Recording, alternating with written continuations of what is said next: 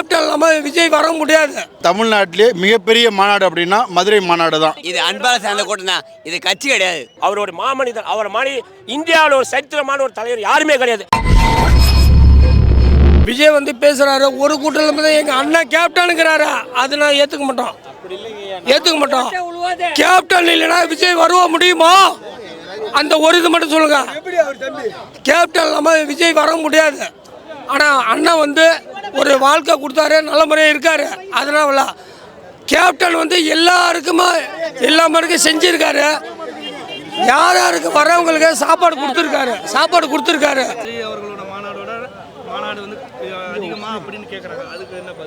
விஜய் மாநாடு வந்து அவங்க இப்போ இருக்கிற காலகட்டத்துக்கு அவங்களுக்கு வந்து இருக்கும். எங்கள் தலைவர் வந்து 25 வருஷம் அரசியலில் இருந்தவர். ஆரம்ப காலத்திலிருந்தே வந்து ரசிகர் மன்றத்திலிருந்து உதவி செஞ்சே வளர்ந்தவர் எங்கள் தலைவர். அவங்க வந்து இப்போ தான் வந்திருக்காங்க. அவங்க இந்த முதல் எலெக்ஷன் வந்து எப்படி பார்க்குறாங்கங்கிறது இந்த எலெக்ஷன் முடிஞ்சால் தான் அவங்களோட ரிசல்ட் என்னங்கிறது நமக்கு தெரியும். விஜயோட மாநாடை கம்பேர் பண்ணும்போது நீங்கள் வந்து நம்ம இப்போ இருந்து அப்படி கம்பேர் பண்ண முடியாது. விஜயகாந்த் அவர் இறப்புக்கு முன்னாடி, இறப்புக்கு முன்னாடி உங்களுக்கு தெரியும் இந்த தமிழ்நாட்டிலே மிகப்பெரிய மாநாடு அப்படின்னா மதுரை மாநாடு தான். அதுக்கு ஈக்குவலாக இது வரைக்கும் யாருக்கிட்டையுமே அந்த மாநாடு யாராலையும் கூட்ட முடியாது. சரித்திரத்தில் அதுமாரி மாநாடு யாராலும் நடத்தவும் முடியாது. பொதுமக்கள் மத்தியில் அடுத்த கட்சி தொண்டர்கள், அடுத்த கட்சி தலைவர்கள் அவர்கள் மத்தியில் நீங்கள் பார்த்தாலும் இந்த மற்ற கட்சியை வந்து பாராட்டி எந்த கட்சியும் பேச மாட்டாங்க.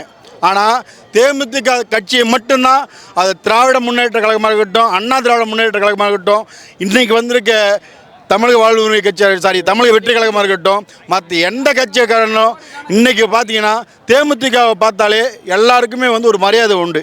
ஏன்னா அப்படி தான் எங்கள் தலைவர் வந்து எங்களை வளர்த்துருக்காரு. லயோலாவிலேருந்து ஒரு கருத்து கணிப்பு எடுத்தார். அவர் சொன்னார், குரு பூஜை இதுக்கு அவர் என்ன முத்துராமலிங்க தேவரா, அவர் என்ன இமானுவேல் சேகரா அப்படின்னு மாரிலாம் சொன்னார். அது தவறான ஒரு அது வந்து தவறான ஒரு கருத்து. ஏன்னா இவங்கெல்லாம் என்னென்னா இந்த குரு பூஜைக்கு அப்போ நீங்கள் பார்த்துருக்கலாம் எவ்வளோ பெரிய கூட்டம் அந்த குரு பூஜையில் கலந்துக்கிட்டாங்க. இது வந்து என்னென்னா அவங்களுக்கு வந்து என்னடா இது தலைவர் இறந்ததுக்கப்புறம் கூட இவங்க கட்சி முந்தளவுக்கு கூட்டம் கூடுதேன்ற ஒரு எண்ணம். இப்போ திமுகவாக இருக்கட்டும், அண்ணா திமுக இருக்கட்டும், அவங்க கட்சி வளர்ப்பாங்களா இல்லை அடுத்த கட்சி வளர்ப்பாங்களா? அவங்க கட்சி தான் வளர்ப்பாங்க. அப்போ அவங்க என்ன பண்ணுவாங்கன்னா அடுத்த கட்சியை வளர்க்காமல் இருக்கிறதுக்கு என்னவோ அந்த செயலை தான் அவங்க செய்வாங்க. இப்போ நீங்கள் சொன்னீங்க இல்லையா 7 சீட்டு 8 சீட்டு, இப்போ என்னன்னா இதுக்கு மேலே இவங்களுக்கு கொடுத்துடக்கூடாது. கொடுத்துட்டோம்னா இவங்க ஜெயிச்சிட்டாங்கன்னா அடுத்த கட்சி ஆட்டோமேட்டிக்காக வளர்ந்துடும். இன்னும் வளர்க்க பழையபடி விஜயகாந்துக்கு கேப்டன் இருந்தப்போ எப்படி இருந்துச்சோ அதுமாரி வந்துடும் அப்படின்ற ஒரு எண்ணத்தினால இது பேசப்படுகிறது. இன்றைக்கி வந்து தமிழ்நாட்டில் தமிழக வெற்றி கழகம்னு ஒரு கட்சியை துவங்குறாருன்னா அதுக்கு அடித்தளம் போட்டவர் கேப்டன் தான். அது எல்லாருக்கும் தெரியும், அது எல்லாமே தெரியும். அதனால் அவர் சொல்கிறாரு, வரவேற்கிறோம். அதில் வந்து அரசியல் இருக்குது, நிறையா கருத்துக்கள் நம்ம அதில் சொல்லலாம். பட் ஒருத்தர் சொல்கிறாருன்னா ஓகே, அதுக்கு நம்ம வந்து அவர் வரவேற்று சொல்லலாம். கட்சி கிடையாதுண்ணே, இது அன்பால சேர்ந்த கூட்டம் தான். இது கட்சி கிடையாது, அன்பால சேர்ந்த கூட்டம் தான். இது அன்பு மட்டும்தான். இது வந்து கஷ்டத்துக்கோசம் ஓய்ச்சி ஒரு அவரு அதுக்கோசம் தான் வந்தவங்க. காரணம் என்ன தெரியுமா? கட்சிக்கோசரம் கிடையாது, அவர் மனசுக்கோசரம் வந்த கூட்டம் ஃபுல்லாவே. ஒன்றும் இல்லை, ஒரு சின்ன எக்ஸாம்பிள் சொல்கிறேன். இப்போ மற்ற மாநாடை நீங்கள் எடுத்துக்கோங்க. எந்த மாட்டிலையாவது மும்மதத்தையும் சார்ந்த மாதிரி இந்த மாதிரி கேபினட் எந்த கட்சியிலையாவது அமைச்சிருக்காங்களா? நீங்கள் சொல்லுங்கள், நாங்கள் ஏற்றுக்கிறோம். மும்மதத்தையும் சேர்ந்து இன்னைக்கு கட்சிக்கு வந்து கோபுரமே இந்த மாதிரி அமைச்சிருக்காங்கன்னா அது கேப்டனோட தொண்டனால மட்டும்தான் முடியும். கேப்டன் இருக்கிற வரைக்கும் இந்த தொண்டனை ஒரு தொண்டனையும் நாங்க வந்து வாழை மரம் மாதிரி வெட்ட வளர்ந்துட்டு தான் இருப்போம். ஒரு தொண்டனை அழிக்க நினைச்சாலும் எங்களை அழிக்க நினைச்ச கட்சி தான் அழிஞ்சு போகும். கேப்டன் இல்லைன்னு தான் சொல்றாங்க. ஆனா கேப்டன் உருவமா எங்க அண்ணியும் எங்க எல்கே சுதீஷ் அண்ணனும் அப்படியே அந்த உருவத்துல இன்னைக்கு அப்படியே எல்லா ஜனங்க முன்னாடி தெரியுறாங்க. அவர் இல்லவே இல்லைன்னு சொல்லாதானே, அவர் இருக்காரு. என்ன வரைக்கும்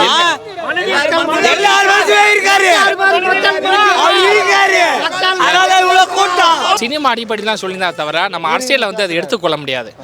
அரசியலில் வந்து அவர் எடுத்துக்கே கொள்ள முடியாது. ஏன்னா அரசியலில் இருக்கும்போது வந்து தலைவர் கேப்டன் அவர்களை வந்து இவர் வந்து அப்போ வந்து நம்ம அண்ணன் சொல்லலை. இவர் சினிமா அடிப்படையில் தான் சொன்னால் நம்ம எடுத்துக்க முடியும். அரசியலில் வந்து நம்ம எடுத்துக்கே கொள்ள முடியாது. உழவர் மகன் வந்து விஜய் ரசிகர் இருந்திருக்கேன். அதுக்கப்புறம் பாமக போனால் பிஜேபியில் ஒன்று செல்ல இருக்கேன். இருந்தாலும் என் ரசிகர் என் தலைவன் இருக்க வரைக்கும் எந்த கட்சி வந்தாலும் சரி, எந்த ஆட்சிக்கு வந்தாலும் சரி, தலைவனோட ஈக்குவல் எப்படிப்பட்ட ஆள் வந்தாலும் சரி, ஆள் கட்சியில் எந்த ஆள் வந்தாலும் சரி, தலையோட ஒரு அந்த உணர்வு மட்டும் யாருக்குமே கிடையாது. அவர் இறந்தாலும் இறக்கலனாலும் அவர் கொடுத்தோட இதுக்கு ஈக்குவலி கொடுக்குது எந்த கட்சியுமே கிடையாதுங்க. உண்மையிலே எனக்கு பிடிச்சது அவர் தான், என் தலைவன். எனக்கு அப்பா மாதிரி கேப்டன்றது ஒரு மனிதன், அவர் ஒரு மாமனிதன். அவர் மாதிரி இந்தியாவில் ஒரு சரித்திரமான ஒரு தலைவர் யாருமே கிடையாது. அது எங்கள் கேப்டன் மட்டும்தான் சேரும்.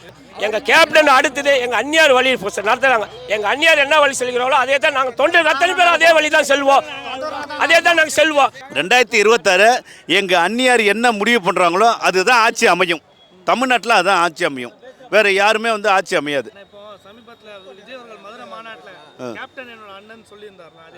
இல்லை அது வந்து எல்லாரும் சொல்லுவாங்க. இப்போ எல்லாருமே வந்து அதாவது புரட்சித் தலைவர் எம்ஜிஆர் வந்து என்னோட குருன்னு கேப்டன் சொன்னவர். அதேமாரி வந்து விஜய் சொல்லியிருக்கிற எங்கள் அண்ணன்ட்ட அதில் ஒன்றும் மாற்றம் கிடையாது.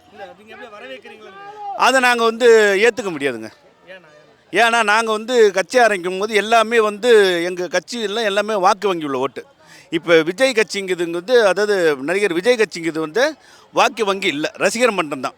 அது என்னங்கிறத பொறுத்துன்னு தான் பார்க்கணும். கேப்டன் வந்து ரேஷன் பொருளை வீடு வீடாக கொடுக்க முடியும்னு சொன்னாங்க. முடியாதுன்னு 2 கட்சியும் சொன்னாங்க. ஆளுங்கட்சியும் ஆண்டு போன டிஎம்கேவும் ஏடிஎம்கேவும். ஆனால் ஜெகன்மோகன் ரெட்டி அங்கே செஞ்சார். யார்? ஆந்திராவில். அதை இப்போ திமுக செயல்படுத்துச்சு. கரெக்டுங்களா? செய்கிறாங்களா இல்லையா? 60 வயது முதியோர்களுக்கு வீடு வீடாக போய் ரேஷனுக்கு பொருள் போகுது. ஏன் அப்போ முடியாதுன்னு சொன்னாங்க, இப்போ முடியுது? எங்கள் கேப்டன் சொன்னது உண்மையா பொய்யா? உண்மையா இல்லையா? அதுக்கு சொல்லுங்க. எங்க தலைவர் செய்ய முடியும்னு சொன்னதை செஞ்சாரு. இவங்க சொன்னதை செய்வோம், செய்வதை சொல்லுவோம், முடியலையே, செய்யலையே, செய்யலையே. எங்க கேப்டன் தானே செஞ்சாரு. எங்க கேப்டன் சொன்னதான் நீங்க செய்றீங்க. நன்றி விசுவாசம் விஜய் அப்பாவுமே இல்லை. விஜய் வந்து என்ன சொன்னாங்க? சுந்தர பாண்டி படம் வந்து பெரிய அண்ணா, சூர்யாவுக்கு பெரிய அண்ணா, இவருக்கு சுந்தர பாண்டி இருங்க பெரிய அண்ணா. அதே மாதிரி விஜய் அந்த மௌனம் வளர்த்த விடுறது இன்னைக்கு ஒரு ஆள் கூட இல்லை. இன்னைக்கு வளர்ந்தாங்க இல்லை. சூர்யா இருங்க, சூர்யா வளர்ந்துட்டான், விஜய் வளர்ந்துட்டான். இன்னைக்கு சண்முக பாண்டியனை வளர்த்த விடுறது ஆள் இல்லை. அப்பா இந்த விஜய் நன்றி பார்க்கணும். உடனே வளர்த்து விட்டு யார்? என் கேப்டன் வளர்த்து விட்டாரு. அப்பா சண்முக பாண்டியன் வளர்த்துணுமா இல்லையா? இன்னைக்கு ஒரு படம் எடுத்தாங்க, படைத்தலைவா இன்னைக்கு வந்து எடுத்தாங்க. அப்பா வந்துட்டு வளர்த்து விடுறது யாரு? எஸ்ஏ சந்தர் வளர்த்து விடணும். உண்மை இல்லையா? விஜய் வளர்ந்தா நாளே தீர்ப்பு கேட்டு வச்சு விட்டாங்க. ஓட வேலைங்க. சுந்தர பாண்டியன் ஒண்ணுங்க. இருங்க ஒரு நிமிஷம் இருங்க. சுந்தர பாண்டியன் ஒண்ணுங்க. பெரிய சூர்யா சிவகுமார் வச்சு பெரிய வச்சு ஓடுச்சு. மீடியாவில் வந்து பேசணும், எல்லாம் பேசணும். ஓட்டு இல்லை கேப்டன் ஓட்டு இல்லை. இன்னைக்கு வந்து பார்க்க சொல்ல என் கேப்டன் ஓட்டு இல்லை சொல்லிட்டு என்ன பாரு. எல்லா இடத்துலையும் கேப்டன் ஓட்டு உண்டு. எல்லா சமுதிரம் ஓட்டு உண்டு. உண்மையான தொண்டன் கூட்டம் இது வந்து மீடியாக்காரங்க தான். நீங்கள் தான் முன்னாடி தின்னணும்.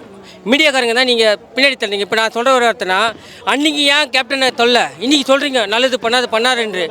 செத்த பிறகு பண்ணுறது தப்பாக வந்து நாக்கு கட்டி இது பண்ணார் சொல்லி அரசியல் பண்ணீங்க. இன்றைக்கி நீங்கள் பண்ணீங்கன்னா, மீடியா நீங்கள் பண்ணியிருந்தீங்கன்னா இன்றைக்கி எங்கேயோ போயிருப்பார். அவர் வந்து ஃபர்ஸ்ட்டு வந்து தப்பாக பேசிட்டீங்க. இப்போ வந்து கேப்டன் இறந்ததுக்கு அப்புறம் நல்லவர் கெட்டவர் அப்படின்னு பேசக்கூடாது. அவர் உழைப்புல தான் எல்லாருக்கும் அள்ளி கொடுத்தாரு, இல்லைன்னு சொல்ல.